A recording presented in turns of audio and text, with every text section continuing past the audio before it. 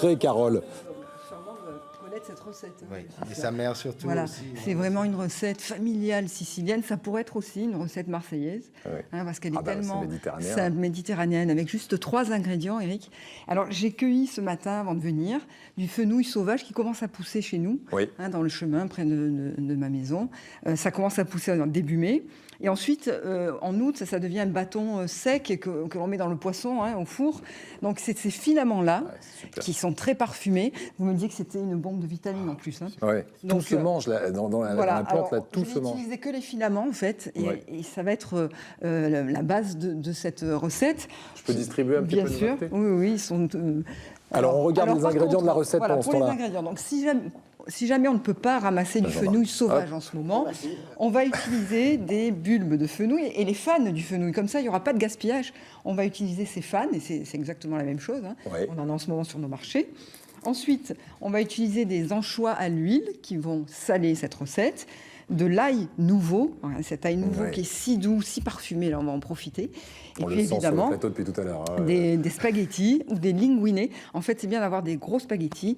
Et là, juste pour préciser, puisque on pense aux Italiens, il faut faire cuire ces pâtes al dente, parce que la recette est facile. Mais si on fait cuire les pâtes trop, c'est vraiment gâché. D'accord, c'est du Jean-Marc. gâchis. Voilà. Donc moi, j'ai une petite astuce. On regarde le temps de cuisson qui est indiqué sur le paquet. On enlève 3 minutes, on égoutte les pâtes, donc 3 minutes avant, et on va finir la cuisson dans la sauce. Voilà le secret. Et voilà. Et comme ça, le temps qu'on cuise la sauce avec les pâtes et qu'on serve et qu'on passe à table, normalement, c'est parfait. Et ça reste un peu croquant. Voilà, ça, c'est vraiment important. Merci pour cette petite astuce. On regarde maintenant le tour de main. Allons-y. On va regarder les images de la recette.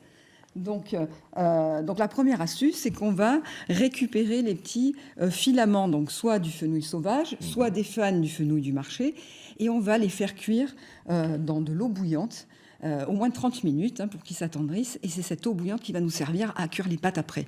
Voilà, donc comme ça, pendant ces 30 minutes, on a le temps de faire revenir les gousses d'ail dans l'huile d'olive, dans une sauteuse, avec les filets d'anchois à l'huile, coupés en petits morceaux, le fenouil, donc le bulbe de fenouil, coupé bien finement aussi, c'est très finement qu'on va poser dessus.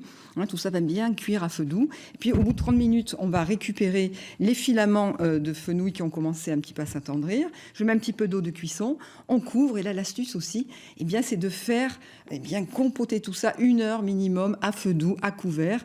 Et puis après on va voir que tout est vraiment moelleux sous la cuillère. On voit que l'ail est fondant, le fenouil aussi. On sait que maintenant il est temps de faire cuire nos pâtes. Donc les pâtes al dente dans l'eau de cuisson du fenouil, dans cette eau verte qui est vraiment très parfumée. Donc avant d'égoutter les pâtes, je récupère 2 louches d'eau de cuisson, ça c'est très important aussi. Une fois que les pâtes sont égouttées, là on va finir la cuisson des pâtes.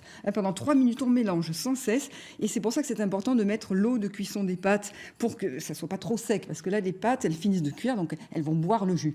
Donc là c'est vraiment le secret pour qu'à la fin on ait des pâtes encore un peu croquantes, mais parfumées. Voilà. Merci beaucoup. Et 4 ingrédients seulement. 4 ingrédients, puis ça coûte rien du tout. Vraiment. Donc là, comme moi, j'aime bien faire de la cuisine comme ça en circuit court. Alors là, il n'y a pas mieux. Vous faites un peu la cuisine aussi, Jean-Marc? Vous avez une spécialité? Je dirais que les Siciliens ils utilisent beaucoup plus d'ail que les Calabrais. Ah oui, mais comme nous. C'est vrai qu'ici, on... c'est-à-dire, oui, mais des fois, moi, j'adore l'ail, mais j'ai découvert en vivant avec les Italiens qu'ils mettent beaucoup moins que... Peut-être nous, les Américains, moi, beaucoup d'ail, les Américains, ils en mettent tellement. Garlic. Mais là, vous le cuisinez longtemps, donc il perd son truc. Sa force. Mais moi, en vivant avec une Italienne 4 ans, j'ai appris d'utiliser juste un peu d'ail. D'accord. Eh bien, écoutez, merci beaucoup, Carole, d'avoir rendu hommage à l'Europe en cuisine. Vous venez quand vous voulez. Des hommages comme ça, j'en veux tous les jours. Merci.